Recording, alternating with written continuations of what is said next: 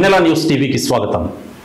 వినాయక చవితి ఉత్సవాల సందర్భంగా జిల్లా ఎస్పీ ఆదేశాల మేరకు గణేష్ ఉత్సవ సమితి నిర్వాహకులందరూ పోలీసు శాఖ నిబంధనలు తప్పకుండా పాటించాలని, ప్రశాంత వాతావరణంలో భక్తి శ్రద్ధలతో వినాయక ఉత్సవాలు జరుపుకోవాలని శ్రీ సత్యసాయి జిల్లా Puttaparthi urban circle inspector Sunitha పిలుపునిచ్చారు.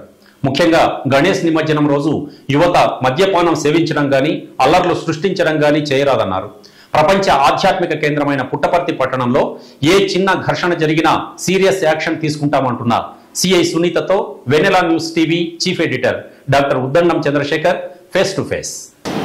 ప్రపంచ ఆధ్యాత్మిక కేంద్రం పుట్టపర్తి నగరంలో రకరకాల స్పిరిచువల్ ప్రోగ్రామ్స్ చాలా వరకు జరుగుతుంటాయి. ముఖ్యంగా అన్ని మతాలకు సంబంధించి చాలా వరకు పండుగలు ఇక్కడ బాగా ఘనంగా జరుపుకుంటారు. ముఖ్యంగా ప్రశాంతి నిలయంలో జరిగేటటువంటి కార్యక్రమాలే కాకుండా టౌన్ పరిధిలో చాలా వరకు హిందూస్ పండుగలు, ఇప్పుడు ఉదాహరణకి వినాయక చవితి తర్వాత మిగతా ఇట్లాంటి సందర్భాల్లో చాలా వరకు ఇక్కడ పోలీస్ డిపార్ట్మెంటు చాలా చర్యలు తీసుకుంటూ ఉంటారు, ప్రజలకు అవేర్నెస్ కల్పిస్తుంటారు. ఇదే నేపథ్యంలో ఇప్పుడు వినాయక చవితి పండుగ సందర్భంగా భారీ వినాయక విగ్రహాలన్నీ కూడా ఇక్కడ నెలకొల్పబోతున్నారు. మరి ఈ నేపథ్యంలో పుట్టపర్తి సిఐగా సునీత గారు ఈ మధ్య పదవి బాధ్యతలు స్వీకరించారు. మరి ఇటీవల కాలంలో కొంతమందితో ఈ పట్టణంలో చాలా మందితో అవేర్నెస్ కల్పించే ప్రోగ్రామ్స్ కూడా చాలా వరకు చేస్తున్నారు. ఇందుకు సంబంధించి వినాయక చవితి ఉత్సవ కమిటీల నేపథ్యంలో పోలీసు వారి అనుమతి కొరకు ఇట్లాంటి పాంప్లెట్స్ కూడా చేసి అని ఇక్కడ ఎస్పీ గారి ఆదేశాలతో మేడం సునీత గారు సిఐ గారు ఇట్లాంటి పాంప్లెట్స్ ద్వారాను తర్వాత వాళ్ళతో కోఆర్డినేషన్ మీటింగ్స్ ఏర్పాటు చేయడం ద్వారా ఇట్లాంటివన్నీ కూడా చాలా వరకు చేస్తున్నారు. మరి ఆ వివరాలన్నింటినీ కూడా మేడం అడిగి తెలుసుకుందాం. మేడం నమస్కారం. మీరు పదవి బాధ్యతలు స్వీకరించిన తర్వాత పుట్టపర్తి టౌన్ కొంత అంటే ఇప్పుడు ట్రాఫిక్ పరంగా కావచ్చు లేదా ఇట్లాంటి ఏదైనా ఇష్యూస్ అన్ని లేకుండా కూడా కొంత సర్దుబాటు జరిగినట్లుగా అనిపిస్తుంది. మరి ఎట్లా ఉంది మేడం మీకు ఇక్కడ వర్క్ చేయడం? ఫస్ట్ పుట్టపర్తి అర్బన్ స్టేషన్కి సిఐగా రావడము నా జన్మ ధన్యమైంది. ఫస్ట్ ఆఫ్ ఆల్ ఇక్కడ అవకాశం కల్పించినటువంటి ఎస్పీ మేడం గారికి, డిఐజీ గారికి నా కృతజ్ఞతలు. ఇక్కడ పని చేయడం అనేది ఒక ఛాలెంజింగ్గా ఉంటుంది. ఇక్కడికి వచ్చిన తర్వాత ఒకటి అర్థమైంది, ఇక్కడ ఫస్ట్ సమస్య ట్రాఫిక్ కంట్రోల్ చేయడము.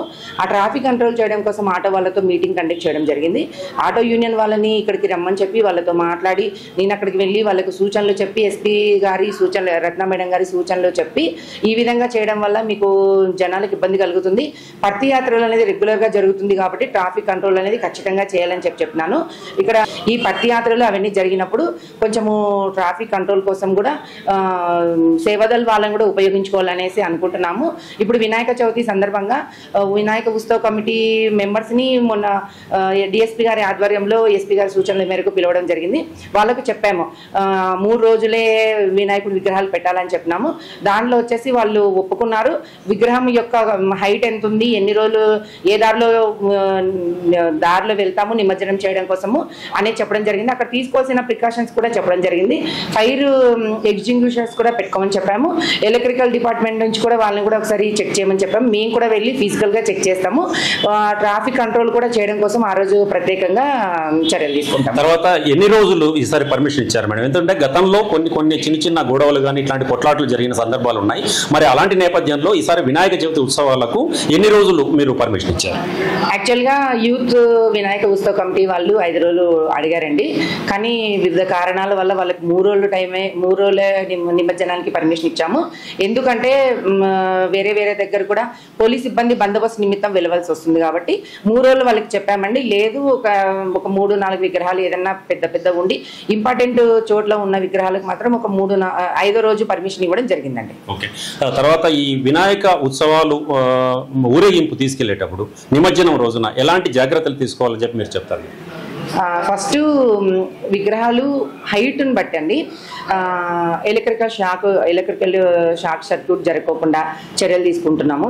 తర్వాత వచ్చేసి పిల్లలు యూత్ ఉన్నారు, మ్యాక్సిమం యూతే ఉంటారు, వాళ్ళు తాగకోకుండా కొంచెము భక్తితో దీన్ని భక్తి ప్రబద్ధులతో చేసుకోవాల్సినటువంటి పండగ, వాళ్ళు కొంచెం కంట్రోల్గా ఉండి మేము అక్కడే పోలీస్ బందోబస్తులో ఉంటాం కాబట్టి వాళ్ళకు కొంచెం మేము కంట్రోల్ చేస్తాము.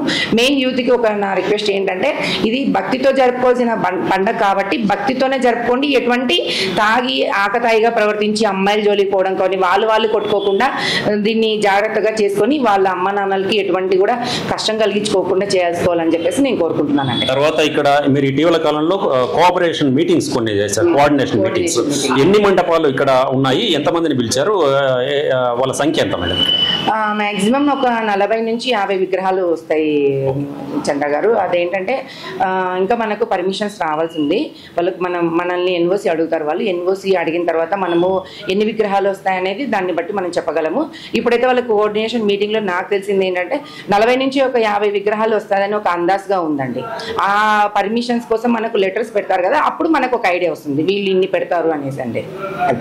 ఒక విషయంలో మీకు కృతజ్ఞతలు చెప్పాలా, ఎందుకంటే యాజ్ ఎ మీడియా పర్సన్ గాను, తర్వాత టౌన్ పబ్లిక్ తరఫున. ఎందుకంటే ఇటీవల కాలంలో ఎవరో చనిపోతే ఒక హౌస్ లో అక్కడ డెడ్ బాడీని అసలు ఎవరు పట్టించుకోకపోతే మీరు వెళ్ళి స్వయంగా దగ్గరుండి మీ స్టాఫ్ తో అందరినీ తీసుకెళ్లి డెడ్ బాడీని బయటికి తీసుకెళ్లి అంత్యక్రియలు జరిగేదాకా కూడా మీరు చర్యలు తీసుకున్నారు. ఎట్లా మేడం, ఎట్లా అనిపిస్తుంది అసలు?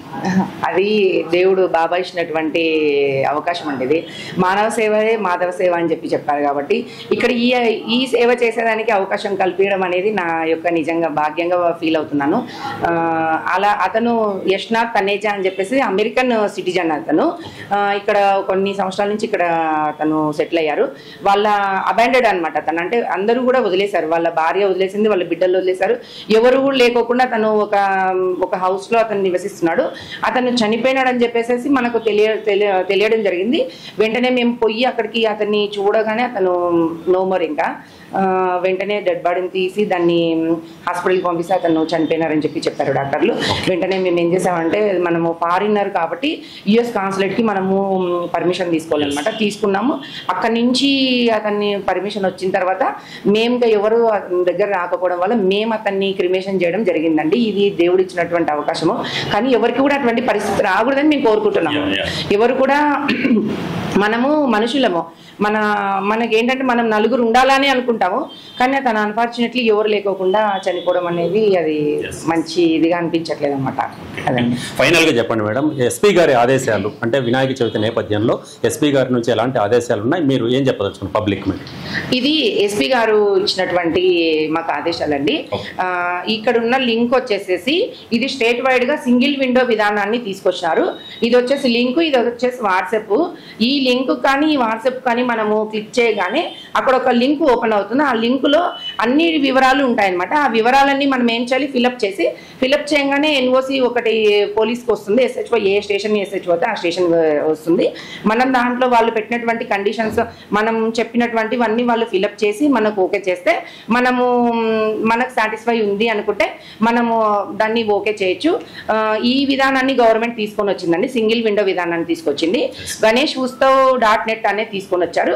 ప్రజలందరూ కూడా దీన్ని ఉపయోగించుకొని ఈ అవకాశాన్ని సద్వినియోగం చేసుకోవాల్సిందిగా తెలుపుతున్నానండి. Thank you madam, thank you very much. ఇది మేడం సునీత గారు, సిఐ గారు చెప్తున్నది.